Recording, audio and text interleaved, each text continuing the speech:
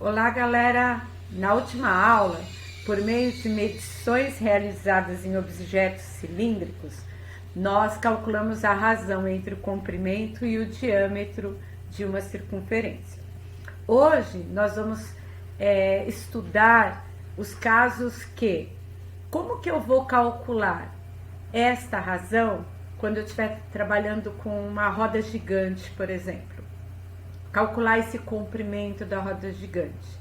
Então, eu preciso prolongar meus estudos, as minhas análises, para obter um valor mais concreto. Então, vamos lá. Para isso, vamos analisar o que temos na página 448 e 449.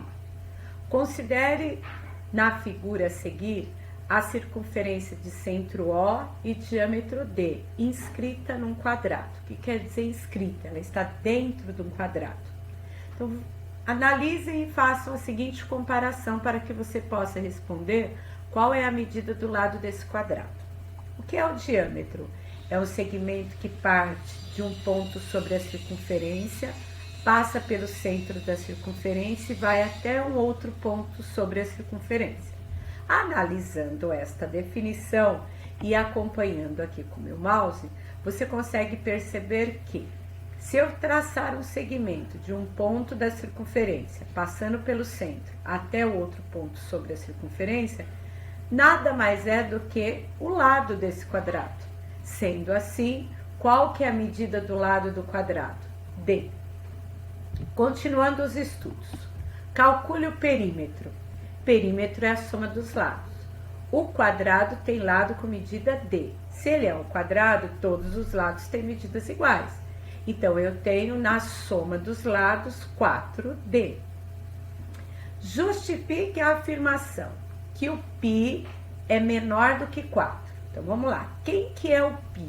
O π é o comprimento dividido pelo diâmetro. Eu sei o que ele está pedindo, que esse π tem que ser menor do que 4. Então, eu tenho que o comprimento é menor do que o perímetro. O comprimento é menor que o perímetro, que é 4D.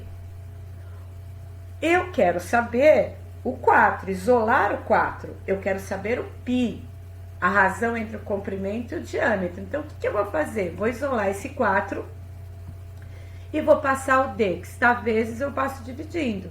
Então, o C dividido pelo D é menor que 4. Concluímos, então, que o π é menor que 4. Então, trabalhando toda a expressão algébrica, eu consegui concluir os valores. Segundo exemplo agora, vamos fixar bem isso. A figura a seguir mostra um hexágono regular, A, B, C, D, E e F, inscrito em uma circunferência de centro O e diâmetro D. Então, dentro dessa circunferência, eu construí um hexágono.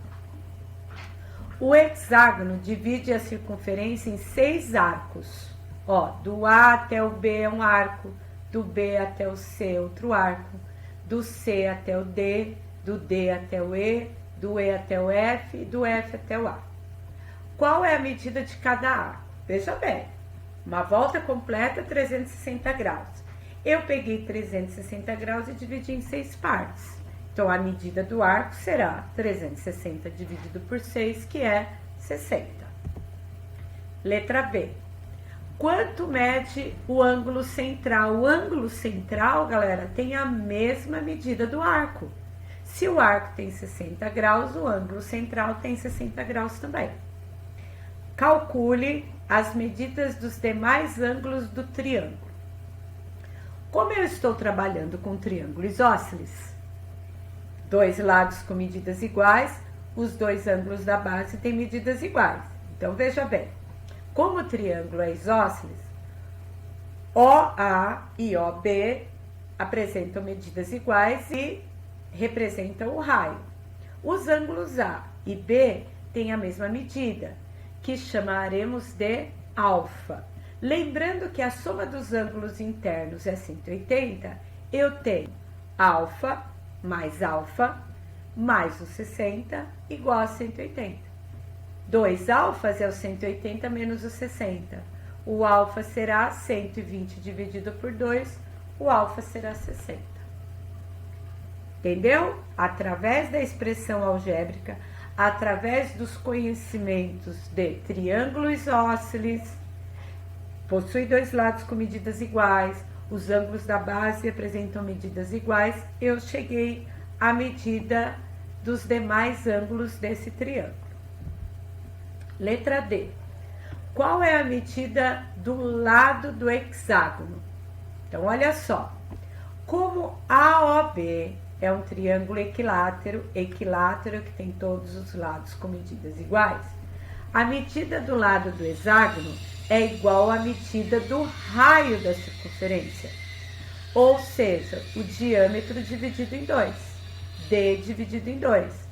Álgebra novamente, porque desde o início do exercício nós não temos a medida de D. Calcule o perímetro. Hexágonos tem 6 lados. Se cada lado é o D dividido por 2, então eu tenho 6 vezes o D dividido por 2. Simplificando, 6 dividido por 2, 3D. Justifique a afirmação. O π é maior que 3. Então, vamos lá. Na figura, o comprimento é maior do que o perímetro. Nós calculamos que o perímetro vale 3D. Então, vamos lá. O comprimento é maior do que 3D. Se eu quero o π, lembra que o π é o comprimento dividido pelo diâmetro? Eu pego o D que está aqui multiplicando com 3 e passo dividindo. Então, C dividido por D, ou seja, o π é maior do que 3. Fazendo o cálculo com vários polígonos, concluímos que o π é um valor que está compreendido entre 3,140845 e 3,142857. Então, nos nossos cálculos, nós vamos arredondar esse número até a segunda casa decimal. Então, agora nós temos um valor concreto para o π. π vale 3,14. Vamos agora montar as nossas fórmulas. Comprimento da circunferência. Como que eu vou calcular? Primeiro, analisamos, depois de medir vários objetos, depois de inscrever um hexágono e um quadrado na circunferência, nós analisamos o seguinte, que o comprimento da circunferência dividido pelo diâmetro é igual ao π. Vamos isolar esse π aí? Ou isolar o comprimento? Se eu deixar o C deste lado e passar o D para o outro lado, se ele está dividindo, a operação inversa não é a multiplicação? Então, o comprimento passa a ser o diâmetro vezes o π. Quem é o diâmetro? 2 vezes o raio. Então, vamos substituir o comprimento, então, é 2 vezes o raio vezes o π. Vamos organizar a fórmula?